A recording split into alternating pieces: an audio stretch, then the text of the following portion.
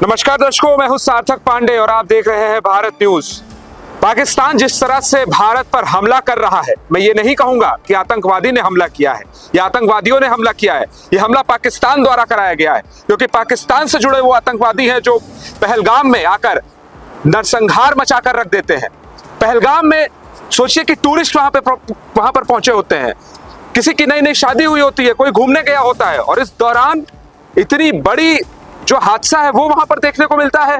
28 लोगों को वहां पर मौत के घाट उतार दिया जाता है, और पूछ पूछ के कि तुम हिंदू हो, तुम मुसलमान हो, तुम कौन सी जात के हो, तुम कौन से धर्म के हो। धर्म के हिसाब से वहां पर जो है आतंकवादियों ने हिसाब किताब किया है, वहां पर गोलियां चलाई है, नरसंहार किया है। और ये आप सबसे बड़ी चीज दर्शकों ये जानिए कि वहां पर जितने नाम मैं अभी आपके साथ ले लूंगा उसमें से कोई भी महिला नहीं है, पुरुषों को मारा गया है। जब हमारे देश की नारी खड़ी होकर ये बोलती है कि मुझे गोली मारो, अगर मेरे पति को गोली मारा है तो मुझे गोली मारो, तो उससे पता है क्या कहा जाता है, उससे आतंकवादी क्या कहता है? उससे वो आतंकवादी कहता है कि मैं तुम्हें गोली नहीं मारूंगा, जाओ और मोदी को बताओ। प्राइम मिनिस्टर, प्रधानमंत्री जो देश के हैं, उनको खुली चेतावनी दी जाती है।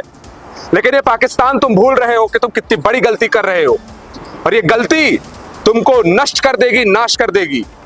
ये भारत है जो ईंट का जवाब पत्थर से देता है।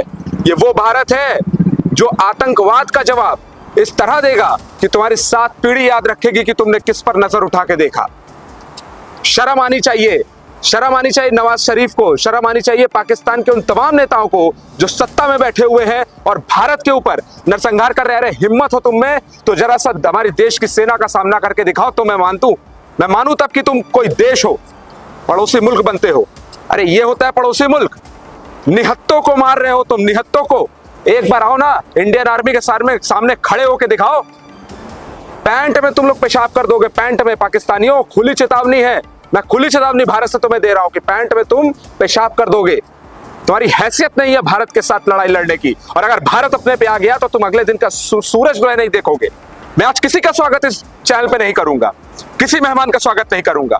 आज जो नरसंहार हुआ है कल इस देश में, जो पहलगाम में हुआ है, ये हम सब जानते हैं कि वहां पर कितने नए कपल्स थे, कितने नए जोड़े थे जो शादी के बाद पहुंचे थे। सोचिए उनके घर पर क्या बीती होगी।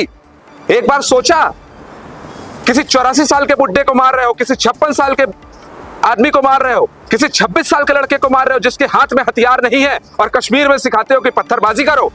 ये तो शुक्र है प्रधानमंत्री नरेंद्र मोदी का और इस सरकार का, जो यहाँ 377 लाई और तमाम वो योजनाएं लाई जिससे पाकिस्तान निस्तनाबूद होता आ रहा है। और पाकिस्तान को निस्तनाबूद करने के लिए आज हमारे प्रधानमंत्री जी, हमारे रक्षा मंत्री जी, हमारे रक्षा सलाहकार और विदेश मंत्री बैठे हैं। सिर्फ पाकिस्तानियों, तुम्हारा अपनी खैरियत बनाओ, तुम्हारा ही हिसाब किताब आज सब कुछ हुआ है, और ये हिसाब किताब का जवाब तुमको बहुत अच्छे से मिलेगा, ये ध्यान रखना। और ये खुली चेतावनी है। एक बार अगर हिम्मत हो तो तुम एक बार हमारे देश की सेना के साथ लड़के दिखाओ, हमारे देश के सनातनी गुरु के साथ लड़के दिखाओ, तुम्हें पछाड़ कर रख देंगे। तुम अगले दिन का सूरज नहीं देख पाओगे। तुम चले हो आतंकवाद को बढ़ावा देने। पूरे दुनिया को क्या समझ कर रखा है तुमने? पूरी दुनिया भारत के साथ खड़ी हुई है, चाहे रशिया हो, चाहे अमेरिका हो, चाहे इटली हो, चाहे जर्मनी हो, सब हमारे देश के साथ खड़े हुए हैं। भुखमरी से मर रहे हो तुम पाकिस्तान, अब तो समझो तुम्हारा नाश एकदम करीब है। अब सुधर जाओ। खैर, सुधरने का अब समय नहीं रहा तुम्हारे पास, सुधरने का समय है ही नहीं, क्योंकि अब तुम्हारा नाश होगा। अब देखना कि तुम्हें कैसे पता चलेगा कि आतंकवाद का जवाब कितना बुरा होता है। तुम्हारे क्या हालत होगी ना, अब तुम्हें पाकिस्तान पता चलेगा। एक बार भारत के ऊपर नजर उठा के देखा था तो पता है क्या हुआ था, और उसके बाद जब पुलवामा में किया था तो भी पता है क्या हुआ था। और इस बार भी मैं खुली चेतावनी दे रहा हूं पाकिस्तान को कि इस बार भी, और एक खुले तौर पर कह रहा हूं, इस बार भी पाकिस्तान बर्बाद होगा। क्योंकि बार बार भारत दोस्ती के लिए हाथ बढ़ाया है, लेकिन अब नहीं, अब हो चुका वो दोस्ती, खत्म हो चुकी है वो दोस्ती।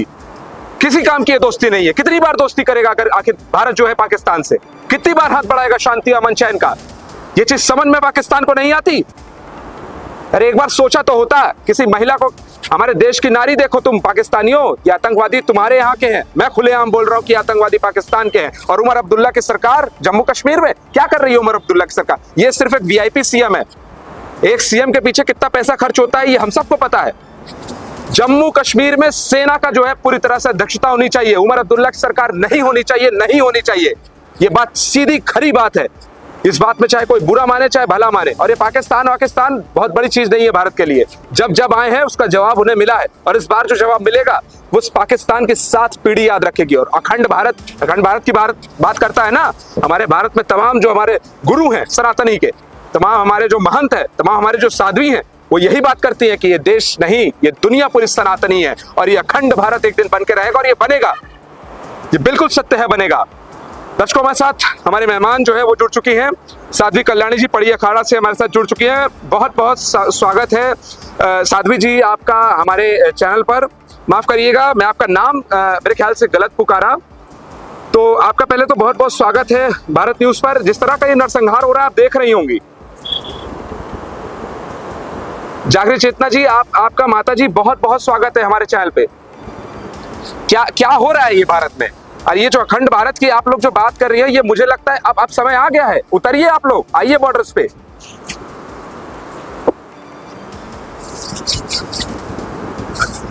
क्योंकि सनातन भारत की जो व्यवस्था है वो एक बहुत प्राचीन वैदिक काल की व्यवस्था में हम लोग यही सब सिखाते चले आ रहे हैं, लेकिन लगता नहीं है ये सब धर्मा रक्षिता। इसीलिए हम कहते हैं कि जब हम अपने धर्म की रक्षा करते हैं, धर्म हमारी भी रक्षा, तो वो समय आ चुका है। हमारे परंपराओं में, गुरु शिष्य परंपराओं में शास्त्र की परंपरा है, एक शस्त्र की परंपरा है। तो ये जो शस्त्र इन्होंने इस तरीके से उठाए, मुझे लगता है हमें भी अपने शस्त्र उठाने बिल्कुल। इसके लिए मातृशक्ति, नारी शक्ति भारत की सशक्त है। अखंड भारत में हमारे वो शस्त्र तैयार हैं और जिसका अंजाम हम सब देने को तैयार है। माता जी, मौत के घाट नहीं, साध्वी जी मौत के घाट नहीं, उन्हें निहत्थे मारा गया है। सोचिए आप किस तरह के गीदड़ धपकी ये कर रहे हैं, क्या कर रहे हैं ये गीदड़ों की तरह घुस रहे हैं और ऐसे मार रहे हैं लोगों को, जैसे मान के चलिए कि पैरों के नीचे किसी जो है फल को कुचल दिया जाए। हिंदू के कहने पर इन्होंने मारा, इसका अर्थ यही सीधा है कि ये हिंदू को टारगेट करते हुए, और इनका जवाब इनको नारी ही दे सकती है मात्र। यदि अब नारी अपनी उस पर आ जाए, अपनी शक्ति पर का प्रदर्शन करे, तो हम तो यही कहेंगे कि जो भी सत्ता में सरकार बैठी है वो सभी लोग इनके जिस तरीके से इन्होंने हमारे मूल भारतीय निवासियों को इन्होंने क्षति पहुंचाई है, इनको भी वहीं पे उसी का जवाब ईंट का पत्थर से देना चाहिए। और हम सब तैयार है। जहाँ तक कि धर्म गुरुओं की बात है कि धर्म गुरुओं ने चूड़ियां नहीं पहन रखी हैं, धर्म गुरुओं ने अपनी उस समस्त सत्ता को शांत करके, क्योंकि हमारे यहाँ आतंकवादी नहीं बनाए जाते हैं, हमारे यहाँ शास्त्र की शिक्षा दी जाती है धर्म की रक्षा करने के लिए। लेकिन यहाँ और माता जी, साधु जी आपको शायद ये भी बता दें, ये सोचते हैं कि हमारे भारत में जो धर्म गुरु बैठे हैं ना, ये हाथ में चूड़ियां पहन के बैठे हैं। हमारे भारत की जो नारियां हैं, जो हमारे भारत की जो महिलाओं की जो ताकत है, जो नारी शक्ति है, उसे ये मजाक समझते हैं। इनको पता नहीं है कि अगर वो उतर के शस्त्र लेके तो इनका नाश तुरंत होना है। ये मजाक में लियो। और सबसे बड़ी बात माता जी कि धर्म को चुन चुन कर मारा गया है। आप ये देखिए, धर्म के हिसाब से मारा गया है। जो मुसलमान है उसे छोड़ा, जो हिंदू है उसे मारा। बताइए, बोलिए आप बोलिए। सार्थक जी, ये बहुत ही राजनीतिक की जो गंदी रोटियां सेकी जा रही हैं हमारे भारत में, ये बर्बाद कर रही हैं। इनको भी चुन चुन करके ये बिल्कुल अंत होना चाहिए इसका। तो हम तो कहते हैं कि कोई परम शक्ति, नारी शक्ति कह लो, जहाँ पर मातृशक्ति है, वो स्वयं जो शक्ति संचालित करने वाली, वो एक बार फिर उठ खड़े करके इन सबको परास्त करने के लिए तैयार है। और कोई भी यहाँ पर धर्मगुरु से लेकर हमारी सेना से लेकर सेवक जो भी हैं, वो सभी अब तैयार हैं कि ईंट का जवाब पत्थर से देना ही होगा। इनको चुप नहीं बैठेंगे।